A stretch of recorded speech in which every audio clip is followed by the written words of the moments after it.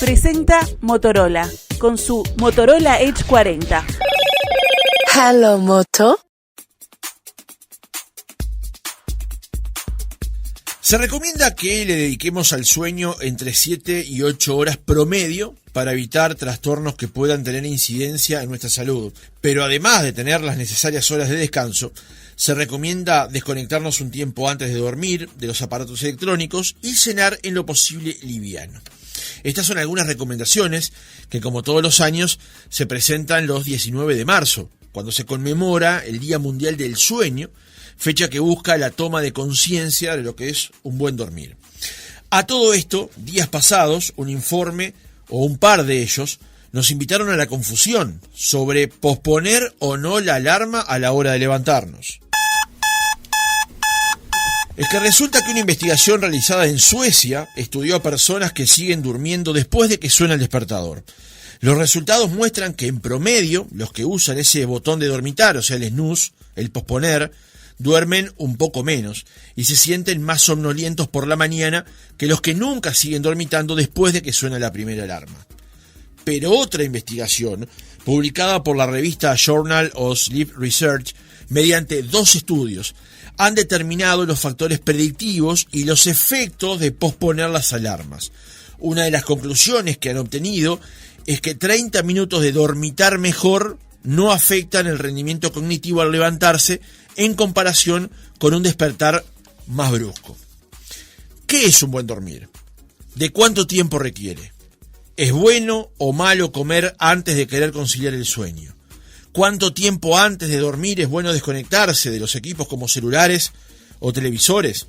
Lo conversamos en nuestra entrevista central con Marisa Pedemonte, doctora en Medicina y Ciencias Biológicas, investigadora, docente y directora del Centro de Medicina del Sueño.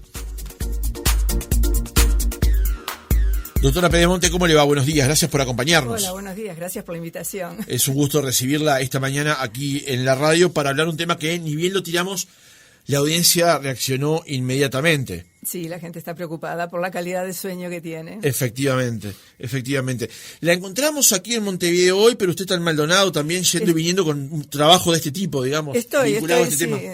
Yo hago clínica médica de sueño y además estoy en la académica en la Facultad de Medicina del CLAE, como dirigiendo fisiología en general para la gente de la carrera. Doctora, primera pregunta, básica. Mucha gente dirá, pero qué pregunta tonta. ¿Qué es dormir? Cuando uno se acuesta a dormir. A dormir. Dormir es una etapa necesaria, es otra forma de funcionar del cerebro. Dormir no es descansar para nada. Las neuronas descansan en milisegundos, es decir, se activan y se pueden desactivar en milisegundos. El dormir es para cumplir un montón de funciones diferentes que son absolutamente necesarias. Sobre todo, organizar todo lo que entró de información en el día previo. Es decir, nacemos durmiendo fundamentalmente. O sea, lo novedoso en nuestra vida es empezar a tener vigilia, cada vez más prolongada. Entonces, eso es a costa de integrar información, y esa información de alguna manera hay que organizarla, hay que formar memorias nuevas, es decir, aprender, olvidar. Es decir, el cerebro durante la noche lo que hace es eso, jerarquizar, asociar cosas, qué guarda, qué tira, lo que guarda, dónde lo guarda, digamos, por decirlo de una forma clara. Y eso entonces se va consolidando una persona cada vez más hábil, más hábil desde el punto de vista motor, más hábil desde el punto de vista cognitivo, emocionalmente más estable, en fin. Esto quiere decir que si nos privamos de sueño, no estamos siendo capaces de todas esas cosas, justamente. Desaprendemos, no aprendemos nada, es decir, si no hay una suficiente cantidad y calidad de sueño después de un entrenamiento, no va a haber un buen resultado en el sentido de mejorar la pericia. Lo mismo desde el punto de vista cognitivo, es decir, y ni que hablar del aspecto afectivo-emocional, es decir, creo que el ser humano en este punto de la vida es tiene la mejor calidad de vida porque está universalmente mucho más accesible el vivir bien, el comer, el tener abrigo, es decir, la calidad de vida ahora es mucho mejor de cualquier empleado obrero que en la corte de la Edad Media. Claro. Entonces, pero sin embargo la sensación es de mucha depresión, mucho estrés, no saber manejar el descanso y la vigilia, no darse tiempos, y esto es cada vez peor con las redes, con todas estas cosas. Entonces, claro, la gente se siente desgraciada. Doctora, ¿cuál es la cantidad de horas promedio que debemos dormir para justamente lograr todo eso que usted plantea? Bueno, a ver, ¿cuánto hay que dormir? Es una curva de Gauss, que teniendo una población grande, como uno ve que la gran mayoría se acomodan los 7, 8, por eso la gente dice hay que dormir 7 u 8 horas, pero hay gente que con 6 le alcanza y hay gente que necesita 10, y todos son normales. El asunto es, uno tiene que autodefinir cuánto necesita dormir. ¿Y cómo se autodefine? Bueno, hay que ver cuánto duerme uno espontáneamente, porque nadie duerme más de lo que necesita. Esa es otra cosa muy clara que hay que tener. Porque hay gente que dice, no, a mí dormir de más me hace mal. No, eso lo podemos hablar en otro paréntesis, pero sí. Nunca se duerme de más. Entonces el asunto es controlar, ver cuánto uno necesita dormir. Por ejemplo, en las vacaciones. Cuando empiezan las vacaciones, en general, como que se paga una deuda de sueño que se tiene de antes, del año laboral.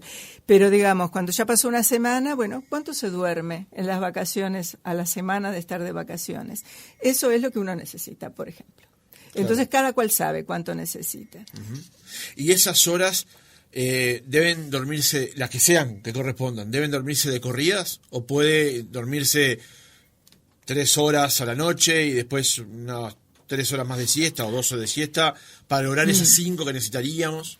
O 4 y 2, como sea. Sí, no. Lo ideal es dormir de noche, porque digamos, dormir no es solo un proceso cerebral, es un proceso que, para que haya un buen escenario para dormir bien, hay toda una preparación hormonal. Por eso es tan importante la bajada del estrés, la bajada de la tensión, estar emocionalmente bien. Porque el asunto es, uno se despierta con un pico de adrenalina y cortisol, que eso es lo que nos da la energía para afrontar el día. Y uno se duerme con un pico de melatonina. Todo ese proceso debe darse así. Cuando viene el pico de melatonina, ya tiene que haber bajado el cortisol y la adrenalina del día. Si eso no pasó, o sea, si uno sigue en la máquina con un estrés muy importante, con mucha atención, o con mucho ejercicio físico, por ejemplo, típicamente la gente que se va a hacer ejercicios de noche, entonces tiene picos de adrenalina que van a estar compitiendo con la melatonina. Para el cerebro, un pico de adrenalina es, yo tengo que estar despierto muchas horas más, tengo que afrontar un día por delante. Entonces, esas son las cosas que hay que cuidar de tener ese escenario hormonal adecuado. Entonces ahí se implanta el sueño, y el mejor sueño es el sueño de la noche, porque es cuando se baja la temperatura, cuando hay el sistema parasimpático, que es el que nos aplaca, es el que está actuando más.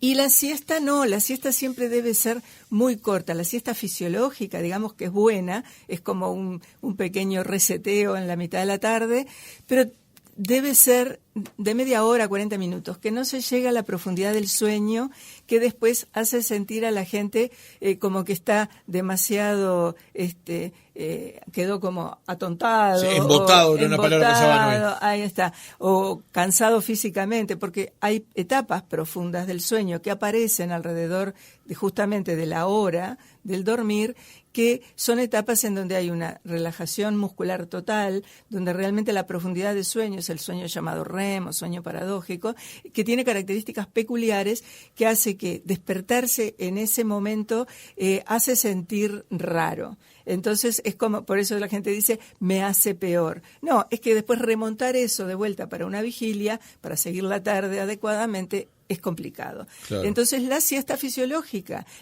siempre, además naturalmente, la persona que duerme bien de noche, cuando duerme una siesta se despierta a la media hora, a los 40 minutos. Lo que le pasa a la gente que dice, me dormí 3-4 horas de siesta, es que está compensando que no pudo dormir en la noche. Claro. Le hacía esa pregunta, pero tiene dos vertientes. La primera es lograr dormir la cantidad de horas necesarias al día, las que uno necesite. Y después, por ejemplo, la situación que tienen, por ejemplo, los porteros, las personas que trabajan por la noche. ¿Cuáles son los efectos? Señalemos por lo menos un par de efectos que tienen dormir a contrahorario de lo que duerme el resto del mundo, digamos. Bueno, sí, ese es un problema que tenemos. Generamos una civilización de 24 horas que nos es adversa a nuestra biología. Pero bueno, a ver, los que trabajan siempre de noche no es problemático si son cuidadosos en el sentido de que no tratan de dormitar, sino que tratan de tener invertido el ciclo de sueño y de vigilia con respecto a la persona que vive de día. Es decir, que cuando salga de su trabajo, 6 de la mañana, 7 de la mañana, se dé un espacio-tiempo de dormir con realmente sin luz, sin sonido, acostado en la cama, o sea, su familia o su entorno tiene que acompañar en eso.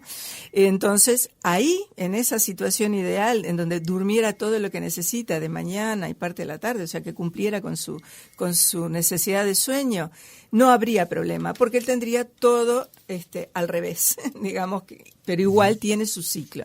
El asunto es tener el ciclo. La realidad es que la gente que trabaja de noche quiere igual compartir las actividades familiares, los hijos, entonces también tiene una privación de sueño. Entonces, eso es lo peor. Uh-huh.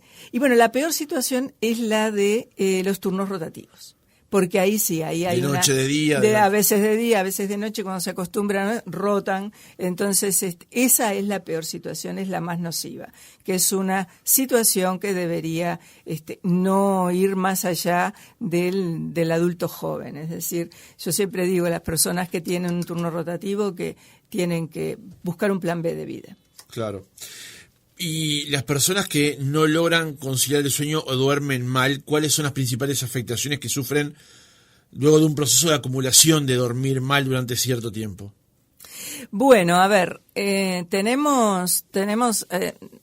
hay patologías de sueño que hacen que la calidad de sueño sea muy mala, entonces se genera mucho sueño de día, es decir, problemas graves en la calidad de vida y luego a la larga en que se instalan otras patologías. La más común, la más frecuente de estas patologías es la apnea de sueño. La apnea de sueño que lo que hace es que el sueño sea siempre superficial para poder volver a respirar. Un adulto nunca se muere por dejar de respirar, entonces lo que hace el cerebro, muy inteligente para mantenerlo vivo, es despertarlo. Cada vez que tiene una apnea, entonces la persona está todo el tiempo en una somnolencia no profunda. O sea, no logra todas esas cosas que mencionábamos al inicio del reportaje. Exacto, no cumple con ninguna de las etapas profundas de sueño que debe cumplir para poder tener una vida sana. Entonces, esa persona tiene mucho sueño durante el día. La apnea del sueño, mencionémosle tal vez para los que no sepa, es esa persona que está respirando y en un momento deja de respirar. Su respiración se obstruye, ahí está. No respira por un tiempo y Exacto. se despierta con necesidad de una bocanada de aire, exacto. Que es el cerebro el que lo despierta justamente porque no está respirando. Exacto. Es decir, ya la previa a la apnea es el paciente roncador, es la persona roncadora. Que hay que saber que roncar no es normal. El que ronca respira, porque todavía le pasa aire, pero quiere decir que ya hay una cierta obstrucción que hay que tener en cuenta, tratar para no llegar a una apnea. Es decir, la medicina del sueño debería ser una medicina preventiva. Ahora estamos corriendo de atrás, lamentablemente, a las patologías y a los trastornos. Pero lo que debería ser, como en la alimentación, que ahora hay un montón de fórmulas que dicen que es una buena alimentación, bueno, en el sueño también las hay, pero no se divulgan, no se conocen tanto. Entonces, el asunto es que se debería tener una prevención en el momento del ronquido, entonces ahí ya no se llegaría a una apnea. Porque el problema de la apnea es que al no tener respiración, baja el oxígeno en sangre y sufren todos los tejidos, los más nobles, corazón, cerebro, riñones, entonces ahí empiezan los problemas. Hipertensión arterial, diabetes, en fin, esas son las más comunes. Otros problemas endocrinos. Ahora vamos a pasar a lo que mencionábamos al arranque del reportaje, que tenía que ver con el tema de cómo despertar, pero sigamos con el tema de cómo dormir primero. Cuando nos vamos a descansar, cuando nos vamos a dormir, cuando nos acercamos a la cama, ya con esa intención justamente de conciliar el sueño, ¿en qué momento es bueno alejarse del teléfono, alejarse del televisor y empezar a pensar en dormir y no en estar actualizando Instagram? Hay que alejarse de uno mismo. Hay que saber controlar la mente, los pensamientos y las emociones. Más que alejarse porque me dicen, no puedo ver televisión, y a veces yo a la gente le digo, no es que no se pueda ver televisión, no puede ver cosas violentas, no puede ver informativos, no puede ver cosas ¿cuáles son los factores estresantes en la vida? Son los problemas que hay, que nos absorben y nosotros no podemos hacer nada por ellos. Es decir, esa es la definición del estrés, recibir un montón de cosas malas y que uno no las puede manejar.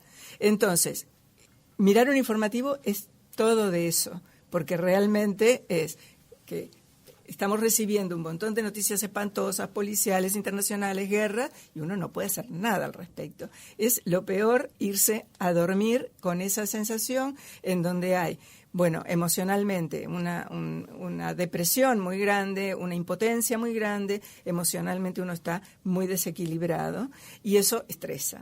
Entonces, no, se puede ver televisión, se puede ver una serie de esas que uno ya se sabe los diálogos de memoria, que al contrario, que desenchufan, que relajan. El problema de las pantallas, era la emisión de luz azul que inhibe la melatonina, la secreción de melatonina. Pero si pensamos que ahora todas las pantallas tienen filtro de luz azul, o sea, ese problema ya no está, y que además a partir de los 45 años prácticamente la secreción de melatonina baja muchísimo, eso es lo que baja la calidad de sueño de un adulto.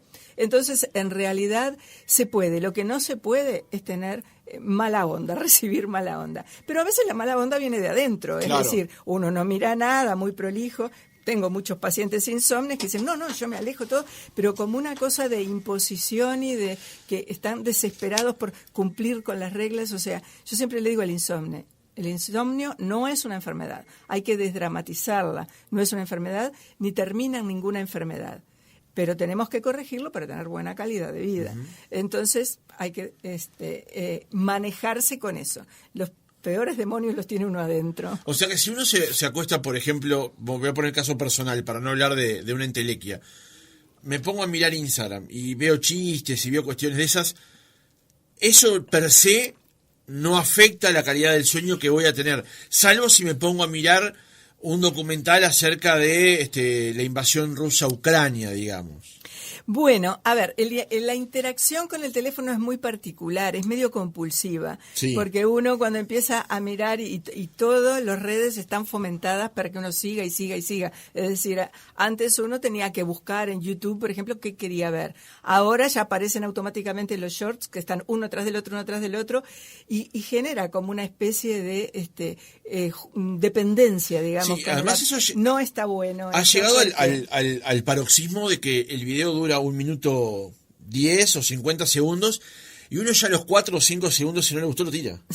Sí, claro, por eso hay como una cosa de ansiedad que claro. Genera, como pasar a otro, y es eso de que, pero te estoy perdiendo tiempo, o sea, todo un montón de cosas que generan ansiedad.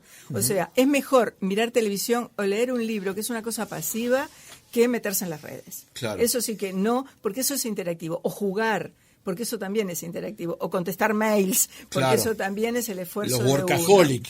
No, eso ni que hablar. Ahora, doctora, le sumo algo más en esa dirección. Un oyente del 456 nos dice, a veces no es por las pantallas. Hay quien pone la cabeza en la almohada y empieza a pensar en los problemas del trabajo, pagar las cuentas, una enfermedad otro tipo de problemas. Claro. Y el oyente del 991 nos dice, buen día, una pregunta, ¿y la calidad del sueño? Cuando hay interrupciones, uno se despierta por preocupaciones, estrés. ¿Cómo inciden esos factores a la hora de conciliar el sueño? Sí, claro, por eso digo, a ver, la cantidad es eso, que uno sabe cuánto debería dormir. Ahora, la calidad es una cosa que en realidad objetivamente solo se puede saber haciendo un estudio de sueño. Una polisomnografía en donde se hace el electroencefalograma, todas las variables, electrocardiograma, actividad muscular, respiratoria, en fin, oximetría. Entonces, pero pueden haber indicios de la calidad del sueño. Cuando el paciente dice, me despierto muchísimo, ronco, o estoy muy estresado, me invaden todos los problemas en la madrugada, uno sabe que la calidad del sueño también es mala. O sea, son indicios indirectos, pero que uno sabe en eso. La diferencia es que el insomne pierde la capacidad de dormir y nunca tiene sueño, ni de día ni de noche. Un insomne puede decir de día que está embotado, que se siente mal, que tiene dolores musculares, que no puede concentrarse, no aprende, pero nunca dice que tiene sueño. El insomne desaprende a dormir y lo que hay es que llevarlo de vuelta a rutinas muy fijas, a la preparación previa de sueño. En general hay que acompañarse con un psicólogo que además se maneje en los trastornos de sueño y vaya llevándolo a desdramatizar el insomnio, pero apoderarse del problema y a entenderlo y a tomar cartas en el asunto, porque como es hormonal hay que tener una preparación previa, es muy importante. Entonces, la relajación previa de 2 o 3 horas en donde uno baja las revoluciones físicas y mentales, ambas. No hacer ejercicios, no hacer cosas aeróbicas y tampoco darse manija con nada. O sea, hay que bajar las revoluciones 2 o 3 horas antes. O sea, un día que uno tuvo muchísima actividad hasta las 11 de la noche, no pretenda dormirse bien profundamente antes de las 2 de la mañana. Y que se quede tranquilo. Es así, es la biología. Ahora, si eso se instala como una necesidad continua, entonces si nos vamos a dormir siempre a las 2 de la mañana, hay que pensar que al otro día hay que dormir hasta las 10, hay que darse el espacio, o sea, el cerebro no es un elástico que uno puede estirar, priva de sueño y no pasa nada, no. En algún momento va a pasar factura. Yo aquí comenté la semana pasada, doctora, y me escribieron muchos oyentes, de que entre semanas yo logro dormir entre 6 horas y media más o menos por día, pero el sábado largo la chancleta y duermo, vaya a ser hasta qué hora. ¿Tiene sentido eso? Bueno, es mejor en algún momento compensar que no compensar nunca, sí, es mucho mejor, digamos, pero no quita que durante la semana igual haya una privación de sueño y las capacidades no estén al máximo, pero está bueno poder, digamos, resetearse y pagar la deuda de sueño que se generó en la semana el fin de semana. Eso baja mucho el nivel de estrés en el organismo, por supuesto. Siempre es mejor poder dormir que no dormir. O sea, claro, compensar o con la siesta o compensar en el fin de semana es siempre mejor, porque el no dormir termina desaprendiéndose a dormir, a tener un insomnio y mucho estrés. Sí. Doctora, otra pregunta que tiene que ver con comer y dormir. Mucha gente a la noche cena y por el orden que puede lograr en su propio hogar termina cenando y al rato se acuesta. ¿Es bueno comer y acostarse? ¿Afecta el sueño? En general, no. Si no hay problemas digestivos de ninguna índole, no pasa nada en general porque, digamos, el camino de la digestión, va por un trecho. De todas maneras, es raro que un adulto ya no tenga algún problemita de digestión.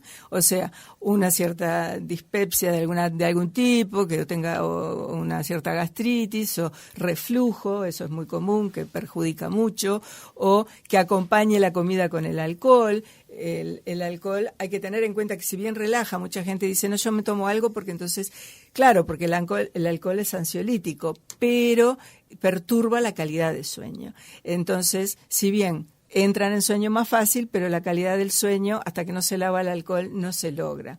Lo mismo que la marihuana, que mucha gente dice, me fumo un porrito porque eso me relaja y duermo mejor. No, también destruye la calidad del sueño, la profundidad del sueño. Entonces, una cosa es el efecto ansiolítico y otra cosa es después cuán bien se duerme. Entonces, todas esas cosas uno tiene que enseñarlas para que el paciente sepa, porque hay muchos mitos que realmente van en contra. Uh-huh. Lo que sí no se puede hacer es levantarse a comer cuando uno no está durmiendo, que muchas veces los insomnes lo hacen, se van a la cocina, se comen todo, y entonces no, porque para esa información, para el cerebro, se está comiendo, es una información que debe ingresar de día, uno come de día. Y nuestra fisiología se aplaca como para no necesitar un ingreso alimentario extra en la noche. Uh-huh. Entonces, es una información contradictoria. Uh-huh. Entonces, eso sí, hay que sacarlo totalmente. No se come en la noche. Doctora, hay gente que uno escucha, dice, yo hace tantos años que tomo el cuarto de una pastilla para dormir porque si no, no logro dormir. ¿Eso es normal? ¿Eso está bien? Que una persona no sea capaz, si no es por la inducción de un medicamento, que probablemente hasta a esa altura de tantos años sea un placebo, totalmente. Pero que efectivamente no logre dormir sin consumir esa pastilla. No, es sugestión y es placebo, pero lo peor es que en realidad esa situación no se da, sino es que quedan con ese cuartito de lo que sea por 20 años. No. Lo peor es que lo real es que los hipnóticos pierden muchísimo su efecto hipnótico entre los 3 y los 6 meses. O sea, siempre los hipnóticos los usamos en el insomnio agudo. Hubo un problema, se instaló un insomnio. Bueno, mientras se trabaja en las rutinas, en la psiquis, en esto, en lo otro, se da el hipnótico para como resetear a la persona. Pero siempre avisándole, entre esos máximo 6 meses, esto se saca. Y entonces lo que pasa a la persona es que en general los hipnóticos se los da o el médico general o el que sea, y después lo siguen tomando, y después consultan, porque ya no les hace nada, entonces les agregan más hipnóticos, o les agregan, mucho peor, psicofármacos que tienen como efecto adverso dar sueño. Entonces uno ve lo que yo llamo cocteleras, los pacientes coctelera, que realmente se sienten espantoso y creen que se sienten espantoso por el insomnio y en realidad se están sintiendo espantoso por todos los problemas colaterales que traen todos esos psicofármacos uh-huh. que está tomando. Porque es maravilloso cuando uno les limpia adecuadamente con protocolos bien establecidos de todos esos psicofármacos, el paciente se siente mejor. Ya se siente mejor. O sea, gran parte de sus problemas eran el psicofármaco crónico que estaba tomando. Doctora, un oyente del 093 dice, buen día, tengo 47 años y desde niño siempre dormí poco más de 5 horas, casi nunca. ¿Eso es normal?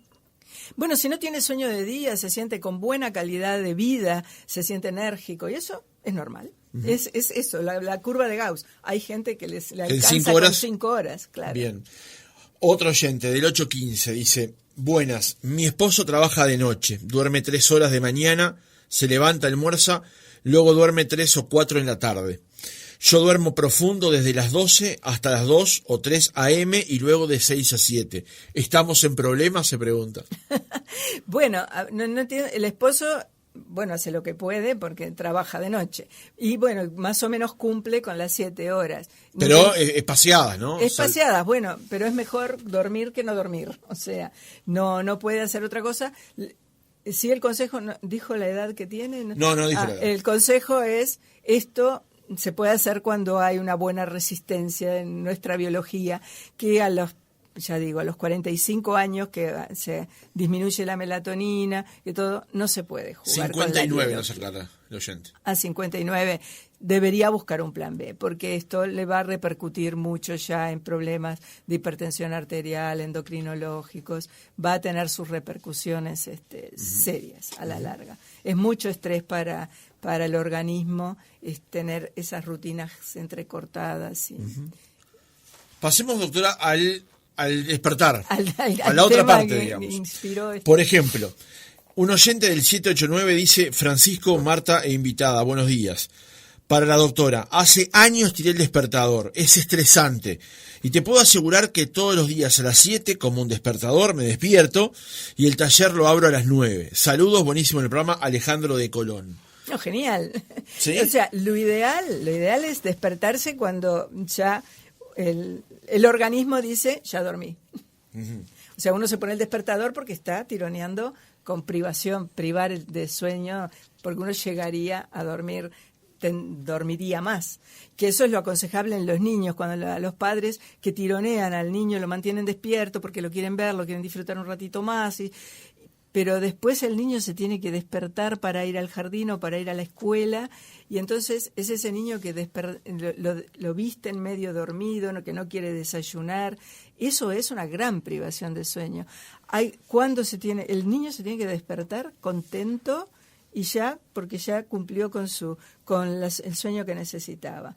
Y bueno, y tiene que dormirse a la hora para que eso se cumpla, sea a las 8, sea a las 7, o sea, los padres tienen que pensar más en el niño que en sí mismos. No es que sean malos padres, pero no lo saben. No hay esta información en general en los pediatras y esto de la contención con el niño. Y bueno, y el adulto pasa lo mismo. El asunto es que hay que dormir, sería lo ideal, que todos nos despertáramos espontáneamente y no necesitáramos un despertador. ¿Se necesita el despertador? Bueno, quiere decir que hubiéramos seguido durmiendo. Pero esta situación ideal, además, nosotros tenemos un reloj interno, o sea, nosotros sabemos cuánto estuvimos en la cama, o sea, el reloj se nos apaga solo cuando estamos anestesiados, por ejemplo.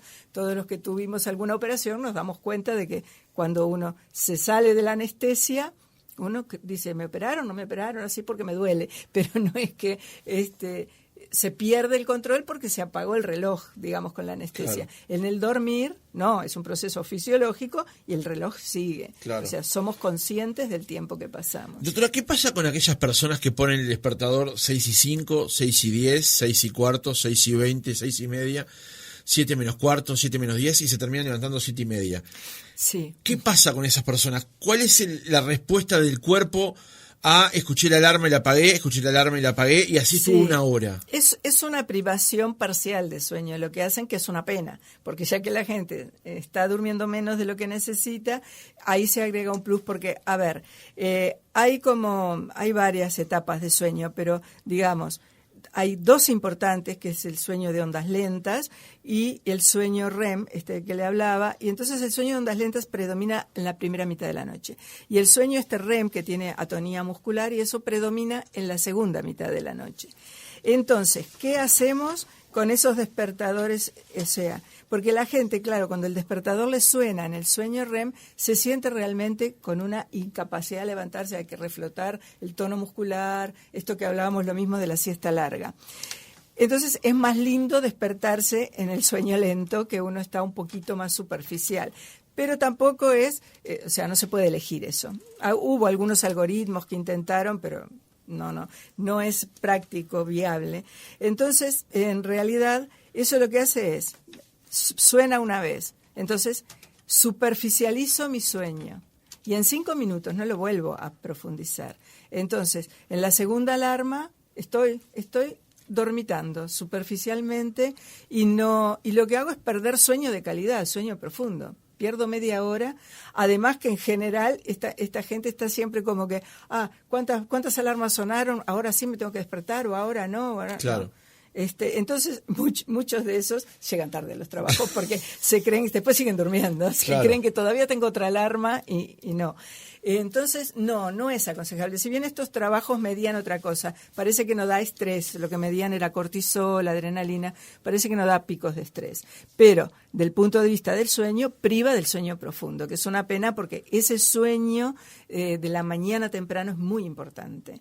Entonces, se gastan media hora en estar dormitando ahí. Yo siempre aconsejo a los pacientes, pongan un despertador y sepan que se tienen que tirar de la cama con el primer despertador. Y ya está. Y se tiran de la cama. O sea, no se dan un poquito más pellizco, porque ese pellizco son 15 minutos por lo menos. Claro, ¿qué es lo que nos pasa internamente cuando estamos acostados ponemos la alarma a 6:30 y sabemos que nos vamos a levantar a las 7.